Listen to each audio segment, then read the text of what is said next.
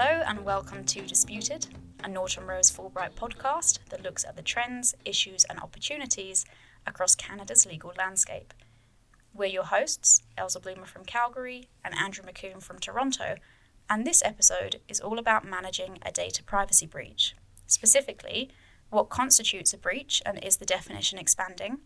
What do you actually do when a breach happens? And how do you mitigate the impact and reduce the risk of a future incident? Data breaches in Canada hit a record high last year. The average cost of a breach in the country was over $6 million per incident, and by comparison, the 2021 global average was around $4 million. This is happening in industries across the country, most commonly those that hold personal information, such as the healthcare and financial sectors. But with the rise of cyber attacks, such as ransomware that we talked about in a previous episode, we're seeing an increasing number of instances in other industries, such as energy and infrastructure. This rise in data breaches is compounded by operational shifts resulting from the pandemic, such as remote working and a move to storing data in the cloud. At the same time, we are seeing a corresponding increase in regulation. Ontario has tabled new privacy legislation, and several other provinces are considering updates to their own regimes. So to talk us through these issues, we welcome back the co-head of our cybersecurity practice and the head of Norton Rose Fulbright's technology sector, Imran Ahmad.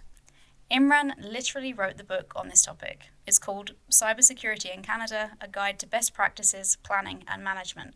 And a link to where you can find this book is in this episode's description. Joining Imran was Miranda Sharp, an associate from our Calgary office and a member of Norton Rose Fulbright's National Data Protection and Cybersecurity team.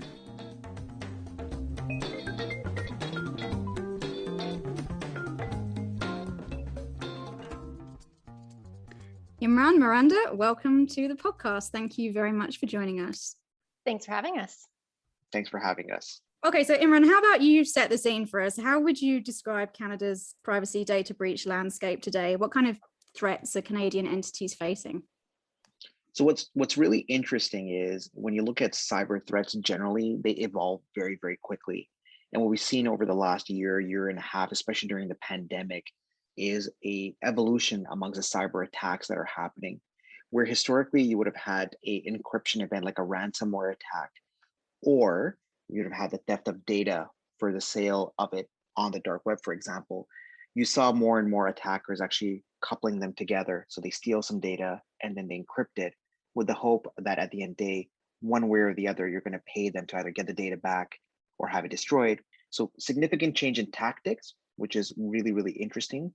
But on the same discussion point is the fact that the regulators are really changing their approach and being much more activist and wanting to know exactly in detail how an organization is responding. So the evolution of cyber attacks and the rise of ransomware is pretty striking. Our previous episode covered the development of ransomware in more detail, but just to pick up on that last point, specifically, how is the regulatory landscape changing? Yeah, if you look at it from a regulatory standpoint, specifically, Quebec has Bill 64, which has now just completed its review in the Quebec National Assembly, which is going to probably be adopted at some point later this year, if not early next year, and then coming into force 12 months post. Ontario is looking at introducing new private sector privacy legislation. Our federal statute is likely to be reinitiated in some shape, way, or form. And then there's obviously British Columbia, which is looking at updating its own privacy laws. So certainly from a privacy law standpoint, a lot of changes coming, but certainly much more likely in the space of other regulatory areas such as financial industry, as well as regulatory in the energy space, as well as healthcare. Those are the three areas which are as a general proposition, highly regulated, but now have specific guidance that's being issued in terms of what to do in the event of a cyber incident. So guys, this episode is all about managing a breach. I mean, that seems like a relatively loaded term, breach, and quite a broad one. So let's talk about, first of all, what do we mean when we're talking about a breach, and what kinds of events could that include? So a breach is basically just when confidential, sensitive, or protective information is exposed to an unauthorized person. So it can be anything from a lost or stolen laptop, an accidental disclosure such as like an email or mailing sensitive information, email compromise, or all the way up to a cybersecurity attack like a ransomware attack that Imran was describing. And so under privacy legislation, we look at a breach is a breach of security safeguards that involve personal information under the organization's control. So there's basically lots of different things that can amount to a data breach. So if you're going to manage that, and a company's discovered that it's had a data breach, what are the first things, practically speaking, that it should do? Who should be doing what? So the first thing is, because there's so many types of things that can be data breaches, it's to triage the event. Is it serious? Is it straightforward? Is it widespread? Because you're going to treat a lost or stolen laptop or a accidental email completely different than you treat a ransomware event. So you would staff it up appropriately and consider whether or not you would need to bring in your whole incident response. The other thing to consider as you're triaging this is, what is the potential information at risk? Is there sensitive personal information at issue? How sensitive is it? Are we talking SIN numbers? Are we talking health information? Are we talking maybe just business contact information? What is the scope of that? You're also looking at, is critical information or critical infrastructure to your business at issue? Potentially some part of your business is encrypted and you don't have access that you need to operate and run your business. How critical is the information? Is it patents, trade secrets, very confidential information? That's going to dictate how you approach your incident response. So those are kind of the things you consider. Just to build on what Miranda mentioned, which are all excellent points, in some of the situations where you have a threat actor, which is the hacker essentially attacking an organization in whatever shape, way, or form, there really are three broad steps that you want to implement. Number one, as Miranda mentioned, you want to contain it. You want to secure the perimeter. So the example I often give to clients is, think of your house being broken into. If you see the door that's been broken into, you want to make sure, number one, that you've secured the place. You call the cops, you make sure that it's safe for you to go in. And then live there, obviously, or sleep overnight, or whatever it may be. Same thing here. If your system has been compromised, or you think it has been compromised, you want to get a clean bill of health before you continue doing operations. The second phase is, if your operations were rendered inoperable for whatever period of time, let's say through a ransomware incident, you want to make sure that you restore system as safely as possible. So you certainly want to bring things back up, but you want to make sure that you're making that backup come up in the most secure way possible. So again, coming back to the example of the house, you may see the front door open, but you don't know if the burglar got in from the back window or the back door. So you want to make sure that when you restore it, or you're going back into the house, you've secured it in all shape, way, or form. And then last but not least, and this part actually takes a little bit of time because there's some investigating and some analysis that has to be done by the forensic investigators, is the forensic piece. And what forensic really stands for essentially is to work backwards, figure out when the bad guys got in, how they got in, and what they may have accessed. And what that allows you to do at the end of the day is to hopefully identify the patient zero, or the root cause of the incident, and then afterwards being able to address it so that it doesn't happen again. So Miranda, you mentioned various suppliers, and Imran, you mentioned forensic investigators. I mean, can you guys tell us a bit about the landscape of who's out there to help you deal with that list of things you got to do, Imran? Because obviously for most organizations, some are going to be sophisticated enough to do some of those things, at least partly on their own. But for the most part, I mean, this is extremely foreign, and I have to imagine disorienting for anybody faced with this sort of challenge. So who's out there to help, other than breach counsel like you guys, when these events arise? Yeah, it's a good question, Andrew. There's at least the following four broad categories of vendors you want to work with. Firstly, you want to get legal counsel involved, and not to be self-serving. There is good case law, both in the United States and in Canada, where you want to maintain privilege in an investigation because you don't know how big or small it's going to be, and you want to make sure that the investigation is set up properly. The last thing you want is to go ahead and hire an IT firm who you think are great because you work with them for many, many years without having that privilege piece considered into that documentation.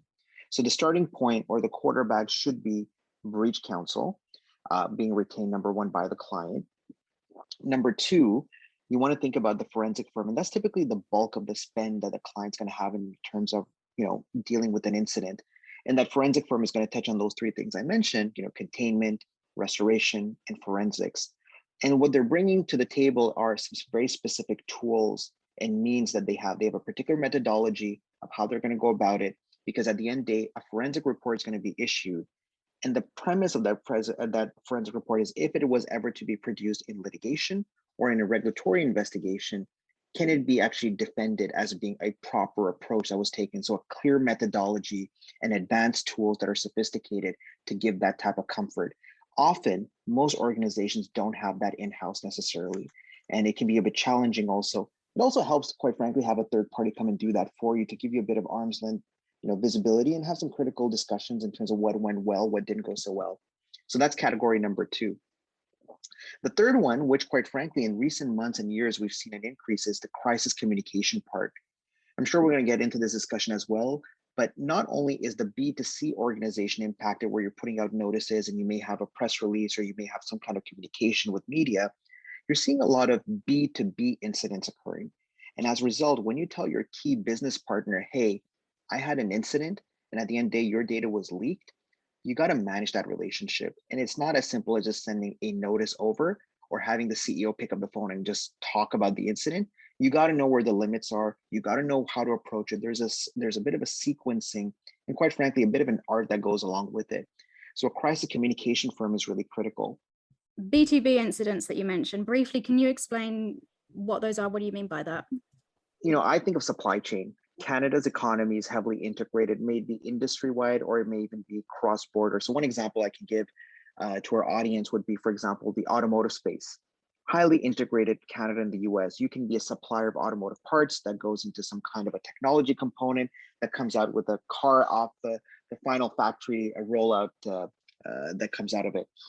When one part of the supply chain goes down, they may be able to operate for about 72 hours or so on their own if systems go down, but they won't be able to do it beyond that. The other piece to keep in mind is they're heavily integrated for online billing, for example, inventory management. So if you're an OEM, for example, you're going to manage your suppliers downstream and upstream in a very particular way. So when a breach occurs, what can you tell them? Can you tell them you've had a cyber attack? Most companies will say, well, if you've had an incident and you can't tell me that your environment is secure, I'm going to cut you off. I'm going to cut you off from our IT system so that you cannot infect us potentially. And then the company, the one that was targeted, can be offline for a prolonged period of time up until such point that they can give those assurances that they're safe and secure. So the B2B component has become much more significant in my view than what it used to be historically, where you may have heard maybe even 5 or 6 years ago, the biggest breaches were the one that had credit card number thefts that were occurring. Well, and presumably as well, if it's not you, but it's another vendor in the supply chain that's had the breach, you presumably can't exercise much control over their incident response plan. So what do you do in that situation? Well, our hope is that before the breach occurred, the client had taken some time and looked at their contracts very carefully. On our pre-breach practice side, a lot of the work we do is on the contracting piece. So to the extent that there's going to be data exchange or access by other supply chain members, upstream or downstream, depending, you want to have 3 key provisions at a bare minimum in that contract. Clause number 1 is you got to get notice right away, or give notice potentially if you're the one who has been impacted. Usually no later than 24 hours. So at least you have visibility what's going on and you can prepare to whether you got to notify individuals or other folks within the supply chain. Second piece is you want to have visibility throughout. So it's a cooperation clause, as we call it. You want to make sure you understand what they're doing, how they're doing it, if it meets your standard of acceptable norms in how to manage a breach. And the third one, quite frankly, probably the most contentious one, is who's going to pick up the bill at the end date. So if something goes wrong and you got to notify people, who's going to pay for the call center, the mailings, the credit monitoring, any other cost that may be affiliated with it? So the language you have to have in the contract has to be very, very specific. And again, those are very case specific, depending on your buy, sell side, or what the leverage you may have in terms of negotiations. But we're seeing a lot of those being built into the contracts. One last point, and then I'll hand it back over to you, that comes up a lot is, that first clause I mentioned, the 24-hour notice, for example. A lot of clients are locked up. It's all encrypted. So they don't even know who to call. And they, quite frankly, may not have identified their most critical contracts. Okay, I know these are the 20 contracts I need to be able to go and notify 20 key clients. And so often notice is being given past the 24-hour period, which never is a good thing to deal with when you're trying to tell a business partner something bad has happened. So the advice we have is make sure you sort out those contract pieces, identify the key vendors or business partners you need to notify in the event of a breach, and have that at the ready. Yeah. So, I mean, and the broad takeaway point is when you're dealing with procurement, business to business contracts with vendors, all this stuff, there are some really important clauses you need to make sure that you have in your contract. Yeah, I'll So, just add one quick point to build on that. Just generally speaking, in recent years, you've seen organizations really focus on digital transformation. And the whole premise on digital transformation is to be more efficient and to use other applications. And the challenge there is, somebody needs to sort of navigate through a lot of that. So you typically find a lot of what we call integrators, which are third-party service providers that will not just host your data, will actually manage your entire IT environment. And when they get compromised, and there's several cases where the MSP or the managed service provider was the one that was impacted.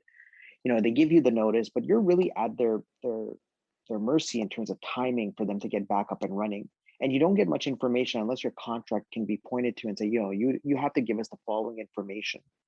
The other thing to keep in mind is sometimes if you are impacted and you do bring those to forensic firms that we just talked about earlier, those forensic firms can't just go do their work. They actually need access to your environment. They actually need access to certain logs and records that, quite frankly, your ISP or your MSP rather is the one that's going to be holding on to. To be able to do that, you need to have very specific clause that you can point to and say, look, we need your cooperation on the following, and we expect it to be done within this time frame. So from a regulatory perspective, what are the key points to be aware of in the aftermath of a data breach? I'm thinking specifically of the certain provincial or federal statutes and regulatory regimes that might be engaged. As I mentioned earlier, there's a complexity around regulatory regimes now, depending on the industry that you're operating in. So we talked a little bit about energy, there's financial services, there's also transportation in many cases that comes into play, and certainly healthcare. And the interesting part is, depending on where the organization, public or private sector, situates itself in the ecosystem or in the supply chain, they're going to have different obligations. So either you're dealing B2B, B2C, that's one thing, but there's regulatory oversight throughout the process. I'll give you an example of something we came across recently. We had a client who's in the logistical transportation space, and they actually ship very sensitive goods across the Canadian border to the US. And you would think, a trucking company, how much regulation could there be? But there are hazardous goods that came into play that you have to be very mindful of. You have to notify the entity that's receiving and that actually send the goods. But more importantly, the customs authorities that are impacted both on the Canadian and on the US front need to know that there's a backlog, because a lot of this is done by e-manifest now for the transportation fees and border crossings. So just a simple company that you would think in the transportation area that should not be heavily regulated had significant regulatory components. Now, couple that with the law enforcement piece, where a lot of those regulators will ask you the specific question, hey, can you confirm to me this has been reported to law enforcement? And if you have, multiple locations, not just in Canada, but in the United States as well, often you'll have to report in multiple jurisdictions at the same time. Certainly that's one example. The same can be applied for financial institutions. I think when it comes to the FI space in particular, it's even more complex because depending on who you are, credit union, insurance company, a large bank, it's not one regulator that you have to deal with. There are multiple that you may have to, or a very niche one that you have to notify and understand what the requirements are. So some of the times what we end up doing are, there's some critical absolute notifications that have to be made under statute. And then the relationship notifications we also give for regulators, which are more courtesy notifications. You have to understand that there's an interplay between the different regulators. You can't tell, for example, one regulator in the financial sector what's going on and not do the same at some level with another one who will hear about the incident and wonder why I was not told about it, even if technically I didn't have a jurisdiction to look at it from an enforcement standpoint. Mm-hmm. Does it matter how big the entity is that suffered the breach here? Are there any minimum size thresholds that they have to be in order for those reporting requirements to be triggered? No, it's all based on the data. Mm-hmm. So to the extent the data triggers it, there's two components. So certainly the data and the sensitivity of the data is probably the key thing, from a privacy law standpoint that comes in. But for the ones that are heavily regulated, again, FI, transportation, energy, and healthcare, a lot of the regulator, their obligation or their jurisdiction stems from the fact that they have an obligation to ensure that the stability of their industry is maintained. So for example, OSFI, when you look at the reporting guidelines that they have, what they want to make sure is if this was a major incident at this organization, could it have an impact on other organizations or the financial sector more broadly, hence the heavy regulation around it. So they're really, it's not just a scope issue or a size of the organization issue, it's a jurisdiction issue for the stability of the industry that they're typically looking at regulating.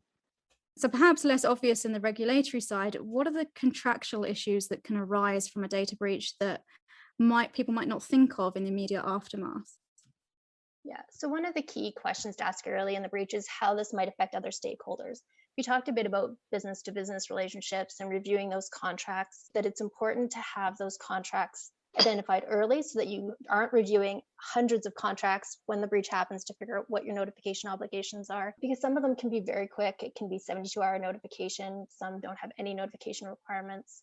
It's also important to consider when you notify your business partners and those relationships, because you want to notify when you have enough information that you can kind of calm them down, that you have it under control. Where data's been taken or accessed, you don't necessarily know if your suppliers or business relationships or other stakeholders have been impacted. So you don't want to falsely alarm them. So sometimes I've had clients want to notify business partners early in the process because of their relationship and because of how they interact with that partner. And so it was more important for them to notify before they really had a sense of what information was accessed or exfiltrated. But it is important when you're providing that information that you're also not waiving privilege. You don't want to be giving privileged information to those business relationships or business partners because you could waive privilege. If you do have a business partner who's a stakeholder who also potentially has joint control or custody of that personal information, they potentially also have regulatory obligations associated with that. So in that case, you do want to be sharing that information in order for them to be able to make informed decisions from their own regulatory perspective. So you might want to consider doing a common interest privilege agreement so that you're covered in that perspective. Miranda, as the litigator, I'm interested to hear you talking about privilege. And I take it one of the key reasons why you want to be managing privilege so carefully is that because while you have to do all this initial damage control and isolation and containment and message management up front, there's still the downstream question of how is this breach going to come back and visit us in litigation, in regulatory enforcement, et cetera. And that's why, at least one of the primary reasons why we're so concerned about privilege. Is that fair? Yeah, I mean, you hit it exactly on. When managing a breach and even planning for breach management, you need to have that open, honest conversation with a lawyer and to be able to walk down through the different scenarios and make good decisions. And there's just so many sensitive documents and discussions that happen in that time period. So it's really important that that's covered by privilege. One thing it's really important for in-house counsel to consider is privilege only applies to legal advice and not to non-legal business advice. If there's a potential that their input or just having them on the document might be challenged, that they are actually providing legal advice, you may want to consider bringing in outside counsel for that purpose. And just to build on what Miranda mentioned, and she makes an excellent point, often folks are going to assume, hey, I'm just going to market privilege and confidential between two non-lawyers, so in the IT team, for example, and it's privilege. Or if I just copy a lawyer, in-house or external, automatically is going to be privilege, and that's just not correct. So one of the things on the planning side that we recommend is, in addition to cyber incident response plan, in the annex or schedule, make sure to have a very short do's and don'ts one pager. How do you organize yourself? How do you control the flow of information? And where is privilege? There's a big difference, as everybody knows, between legal privilege and privilege and confidential prepared at the request of external counsel or in-house counsel. There's certain labeling that has to happen and has a very specific meaning. So immediately when an incident occurs, we can educate the team who's going to be responding to it if they're not aware of it. Here's what you need to be aware of, number one. And then number two, the other pieces which are really relevant from a legal perspective is when you're looking at that incident response plan, again, looking at the schedules, we recommend having two pieces that are added to it. Number one, a regulatory chart. So if you're an organization that operates, let's say, across all provinces in Canada, you're not only going to be subject potentially to one piece of privacy legislation or one piece of regulation, you may have multiple pieces of regulations. So it's great to have breach counsel, but it's great to also have a chart and literally have a roadmap of notification. Mm-hmm. And the last piece is really understanding your data.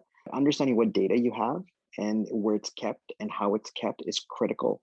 In the event of an investigation, to be able to point an investigator and say, this is where our crown jewels are, this is where the trade secrets are. I'm not fussed about this piece of information, but if this ever got out, this is our bread and butter. You can focus on that piece quickly and intensely to get either assurances that it is secure or was not impacted, or to the opposite, that it was indeed impacted, and you need to take some specific steps to mitigate that. Mm-hmm. And Miranda mentioned common interest privilege earlier. What is that, and how do we make sure it's engaged? So from a common interest privilege is basically when two parties essentially have the same interest or they're aligned in their interest, but they need to share information that would otherwise be privileged. So for example, we talked a lot about insurance. Your insurer has a common interest privilege in principle with the insured, and they need to make some financial reserves or pay out a claim, but they don't just make out a claim or pay it out without knowing what they're actually going to cover, whether it falls within the four corners of the policy. So they need to get some factual background and information. It is not uncommon to see an insurer, for example, request a copy of the forensic report or a version of the forensic report under that common interest privilege principle. So everything we've talked about so far has, to some extent, a Canadian or domestic focus. But Imran, your answer a moment ago, touching on sort of U.S. cross-border issues, prompts this. I mean, how does this advice differ if we're talking about an international company or in a multinational company? So I think, from a cross-border perspective or multi-jurisdictional perspective, there's a lot of strategy that goes into it from a regulatory standpoint in particular, and quite frankly, even from a notification standpoint, if individuals have to be notified. The last thing you want is to be giving different pieces of information to different country or different regulators or different individuals. So for example, in some cases, our privacy law in Canada is more permissible. It's a risk of harm analysis that we typically look at. In other jurisdictions, and there's some US states that may have very strict requirements to notify based on specific pieces of information, such as a credit card being compromised. And so you cannot have a situation where for the same breach, you're notifying one class of people in one state, for example, in the US, and omitting to do the same in Canada, or notifying maybe one group ahead of the other for convenience purposes. Same thing on the regulatory side. If you're speaking to the Office of the Privacy Commissioner, for example, here in Canada, you don't want to be in a situation where you're not sharing the same level or you're tailoring the message to a different extent for those who are the supervisory authority within Europe. So you really have to coordinate the different pieces much more carefully. And that's where having a team really helps. We regularly work with our US and EMEA and global partners at Norton Rose and their cyber group to make sure that at the end of the day, the messaging is coordinated and that any strategy on rollout for notifications is coordinated as well. So consistency is the key. On that same point, what about if it's not necessarily an international operation, but say it's a foreign subsidiary and the parent entity is in Canada and the foreign subsidiary is the one that has suffered the data breach? To what extent are there reporting obligations and implications triggered up the chain to the parent company, or is that parent company insulated? So I think if you look at, for example, from the GDPR perspective, if somebody is offside GDPR and let's say there's enforcement action that flows from it and fines are issued, the fines are based on a global turnover percentage. So, at the end of the day, the parent company could be in Canada and the foreign entity or the affiliate may be relatively small, but if the impact is egregious and meets the standards and requirements for non-compliance and enforcement action under GDPR, you could see a significant fine being issued at that point. There's several cases of that since GDPR came into force. So I think the approach we typically take, and frankly, the great thing is clients want to do the right thing. When a parent company does become aware that something has occurred in another jurisdiction, they want to make sure that they deploy the right resources. I know earlier on we talked about insurance. Miranda made a reference to it. Most insurance policies will actually consider the parent company along with the affiliates so that the benefit of the vendors that they have on panel can actually be pushed down to for example, an affiliate in another jurisdiction if needed. So what role does the board of a company have in a breach situation? What should the board be made aware of specifically and why? That's a really good question. It comes up a lot in terms of the conversations we have with clients. There's often a concern that the board needs to be very technical, that they have to have some kind of an IT background because they're going to be managing the breach. That's not the case. The role of the board, either before an incident occurs or even during the incident, is one of oversight. And really, there are three key pillars that apply to their role. When you look at their fiduciary obligation to the organization, they want to make sure they meet the following three. One, situational awareness, that they have a pretty good idea what the risk exposure looks like from a cybersecurity standpoint and what the impact potentially could be in the event of a material incident happening, reputationally, operationally, financially, legal and regulatory, obviously, as well. The second portion of their oversight obligation should be the allocation of resources.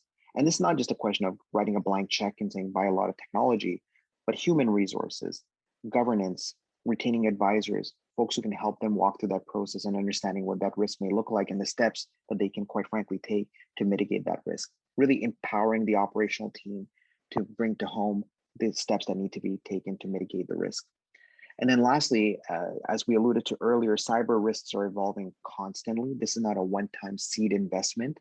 So they should be thinking, how can they constantly improve the protocols and policies within the organization, not writing them themselves, but having them reviewed at a regular cadence to make sure that they meet industry standards, or to the extent they've established best practices from their standpoint, that they're being met on a regular and consistent basis. And I really tell clients it's a bit of a circle. So you go from situational awareness to allocation of resources to sort of lessons learned and constant improvement. And it's a spiral. So really understanding at the board level that this is going to be an ongoing exercise, that's going to be key. And then lastly, structuring the board. There's specific terms of reference you want to have within the audit or risk committee in terms of what they're looking at and how they're looking at it. It is not a question of a security expert coming and saying things are great or things are horrible, but really having a dashboard of key metrics that they want to track, both on the technical side, but certainly on the governance and compliance side of things as well. Okay. And on that theme of awareness, name one trend or tip to do as we head into 2022 in this space.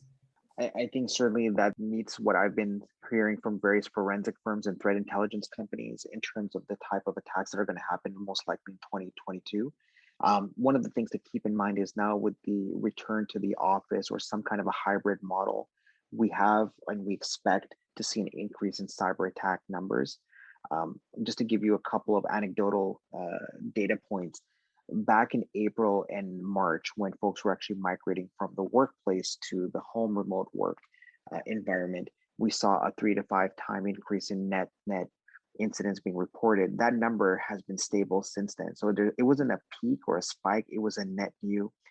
Query now whether once people go back to the office and reconnect their laptops and find all kinds of things that may have been on their system which hadn't been properly scanned until they connected to the network more completely, as opposed to a VPN or a Citrix type of connection, whether there's going to be more incidents that are reported, what the impact's going to be, and how organizations are going to deal with it. Miranda, Imran, this has been extremely enlightening, terrifying at times, but very, very useful throughout. Thank you guys so much for being on the podcast today. Yes, thank you. That was great. Thanks for having us. Yeah, it was a pleasure joining you today. Thanks. We hope you enjoyed this episode of Disputed. If you'd like to find out more about this topic or how to contact our guests, please visit nortonrosefulbright.com/disputed. Also, if you have any questions, feedback, or topics that you'd like us to cover in a future episode, please do email us at disputed@nortonrosefulbright.com. And if you would like to hear more, please subscribe to Disputed on Apple Podcasts, Spotify, or wherever you get your podcasts.